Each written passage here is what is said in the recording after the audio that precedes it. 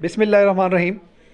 لو جی YouTube channel کے ساتھ آپ کا ہوسٹ عمر جاوید نئے پروگرام کے ساتھ حاضر خدمت ہے۔ آج ہم ڈسکس کریں گے پارلیمنٹ اور عدلیہ کے درمیان جو محاذ رائی جاری ہے، بظاہر جو نظر آ رہی ہے، آئین پر اختلافات ہیں، تضادات ہیں۔ کل پارلیمنٹ کا اجلاس ہوا، مشترکہ گولڈن جوبلی منائی جا رہی تھی آئین کی، تو اس میں قاضی فائز عیسیٰ صاحب جو ہیں ہمارے سینئر جج جو ہیں سپریم کورٹ کے اور اپ کمنگ جو ہیں وہ چیف جسٹس ہیں، ان کی وہاں جو شرکت تھی اور وہاں انہوں نے جو خطاب کیا اور جن لوگوں کے ساتھ بیٹھ کر کیا، سیاستدانوں کے ساتھ بیٹھ کیا، اس پہ کئی باتیں میڈیا پر چل رہی ہیں، تبصرے ہو رہے ہیں۔ اس سلسلے میں گفتگو کرنے کے لیے حاضر ہوں۔ میاں محمد اکبر ایڈوکیٹ ہیں، سابق صدر بار ہیں، دنیا پور کے جنرل سیکرٹری بھی رہ چکے ہیں، assistant advocate general high court بھی رہ چکے ہیں، وہ قانون کے بارے میں بہتر جانتے ہیں۔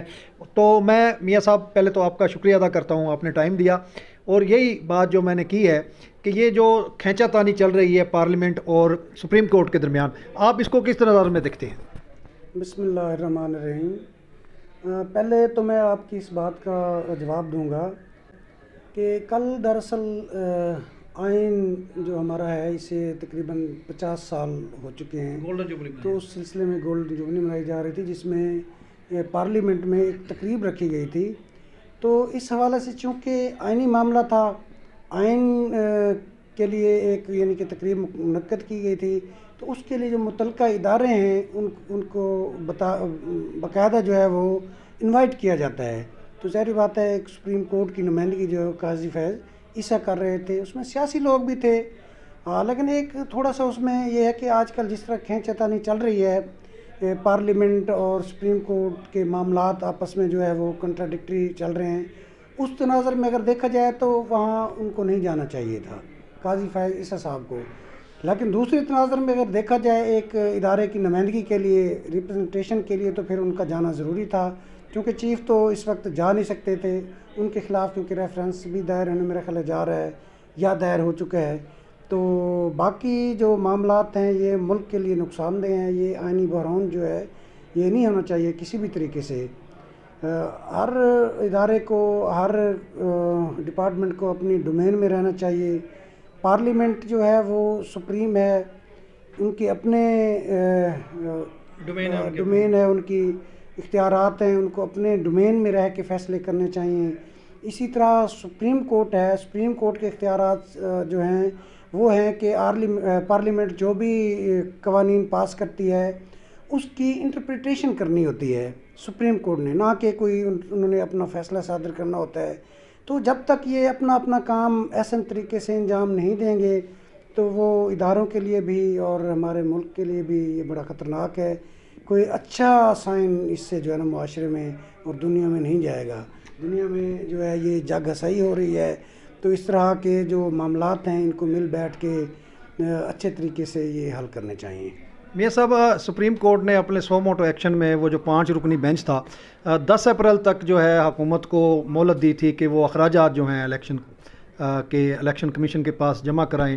21 ارب روپیہ غالباً 20 یا 21 ارب تھا، تو وہ جو ہے کل تک یا جمع نہیں کرایا گیا مقررہ تاریخ تک، اور اس کے لیے الیکشن کمیشن نے جو ہے وہ درخواست دی ہے اسپیکر کو اور دوسرے جو ہیں صدر صاحب کو خط لکھا ہے کہ جی اس میں ترمیم کی جائے اور یہ ثوابدید جو ہے تاریخ دینے کا اور انتظامات کا الیکشن کمیشن کے پاس ہونا چاہیے۔ تو وہ جو مہلت گزر چکی اور جو سو موٹو ایکشن ہے، اب آگے اس کو کیا دیکھ رہے ہیں آپ؟ ہاں، اس میں ایک بات تو واضح ہے کہ آئین کی جو وائلیشن ہے وہ تو ہو چکی ہے، کیونکہ 90 دن میں الیکشن ہونا تھا، وہ 90 دن تو ختم ہو چکے ہیں، 120 دن ہونے کو آ رہے ہیں۔ دوسرا، الیکشن کمیشن بیسیکلی تو الیکشن کمیشن بھی ایک آئینی ادارہ ہے، اس کا اپنا اختیار ہے اور اس کے اختیارات کو بھی چیلنج کیا جا رہا ہے۔ وہ بھی میرے خیال میں سپریم کورٹ کی یہ ڈومین نہیں تھی کہ وہ اس طرح کا آرڈر پاس کرتے، اور ایسا آرڈر پاس کرنے کی ضرورت کیا ہے کہ جس پہ عمل درآمد نہ ہو سکے۔ اب کیا ہوا ہے، اب انہوں نے جو رقم 21 ارب روپے کا آرڈر کیا تھا کہ وہ گورنمنٹ جو ہے وہ الیکشن کمیشن کو دے، اب گورنمنٹ نے کیا کیا، یہ معاملہ پارلیمنٹ کے سپرد کر دیا ہے۔ اب پارلیمنٹ کی جو پروسیڈنگز ہیں ان کو چیلنج نہیں کیا جا سکتا سپریم کورٹ میں. تو بات پھر وہی ہے کہ بحران اپنی شدت اختیار کرتا جا رہا ہے. جب تک ادارے بیٹھ کے اس کو کوئی اچھے طریقے سے ملک کے لیے بہتری کے لیے کوئی اس کا کوئی لائحہ عمل تیار نہیں کریں گے اس وقت تک یہ کیفیت جاری رہے گی. تو اللہ تعالیٰ ان سب کو ہدایت دے. یہ جو ہمارے ادارے ہیں یہ اپنے جو ان کے فرائض ہیں وہ آسان طریقے سے انجام دیں.